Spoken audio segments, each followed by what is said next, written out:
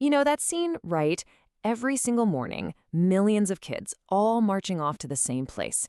It's a ritual that's so deeply woven into our lives, we hardly even notice it anymore. But this whole system we call school, well, it wasn't always this way. I mean, just think about it for a second. The same uniforms, the same schedules, all run by the sound of a bell. The same habits, day in and day out, like clockwork. It all feels so incredibly normal, so natural. But what if I told you none of this just happened? What if it was all designed? That's right. This system was engineered. It was a massive project, intentionally put into motion more than a century ago. And the people who designed it, they weren't educators or philosophers. They were some of the most powerful industrialists in history. So that brings up the big question. Who were these architects and what was their real goal?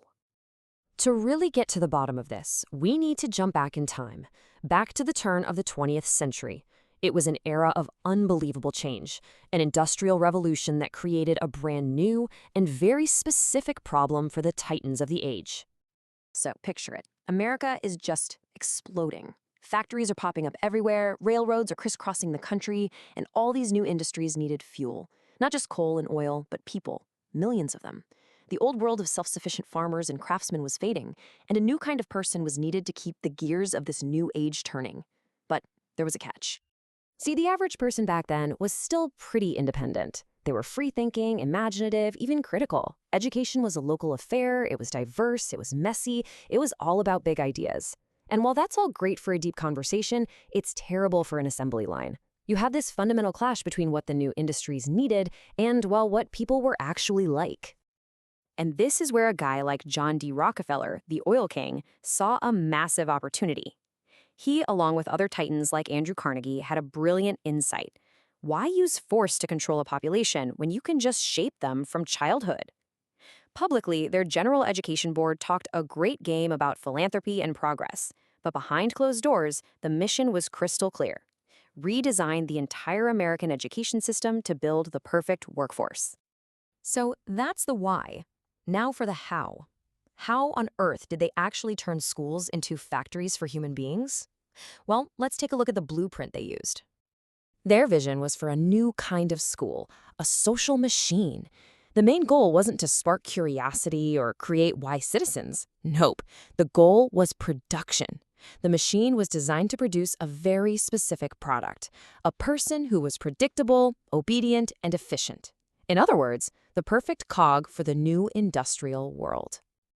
And this new social machine was built on 4 key pillars. First, a standardized curriculum. Everybody learns the same thing from the same script. Second, a schedule straight out of a factory. Bells tell you when to work, when to eat, when to go home.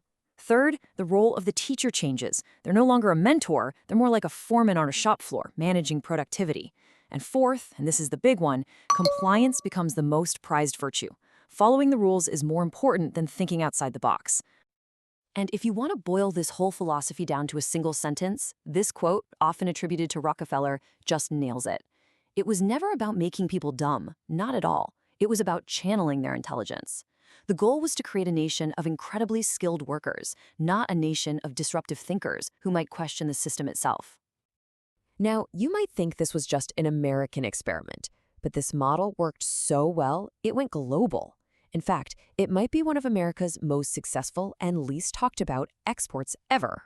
This factory model school started popping up everywhere. It was adopted across Europe, in Japan, and it was a key tool in colonial territories like the Dutch East Indies. It quickly became the worldwide gold standard for what a modern education system looked like.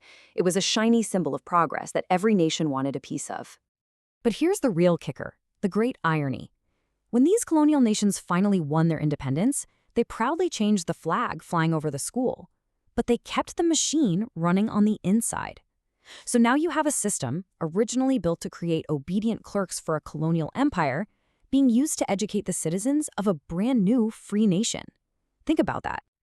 So this whole system gets built, it goes global, but the conditioning, the training, it doesn't just stop when you get your diploma. Oh no. In a lot of ways, graduation is just the tutorial level. The classroom is really just paving the way for the cubicle.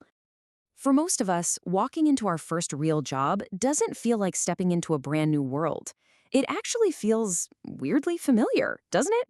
And that's because it's not a new beginning. It's just the next stage of the game we've been training for our entire lives. I mean, the parallels are uncanny. The teacher is now called a boss. Your report card is now a performance review. The school bell gets replaced by a time clock.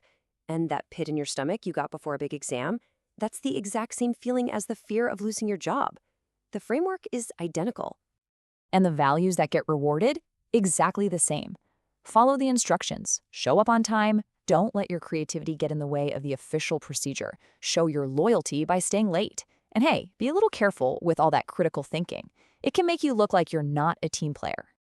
So, this machine, built over a century ago, is still with us. But don't think for a second it's just sitting there, all old and rusty. Oh no. In the 21st century, it's evolved. It's upgraded into something way more sophisticated and way more invisible.